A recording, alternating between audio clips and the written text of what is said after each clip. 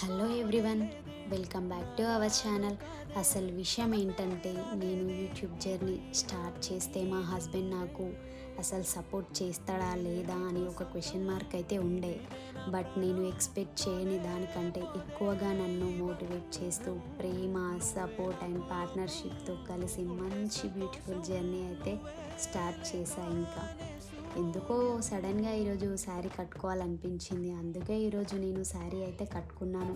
చాలా చిన్న మూమెంటే అయినా ఎందుకో హ్యాపీగా ఫీల్ అనిపించింది.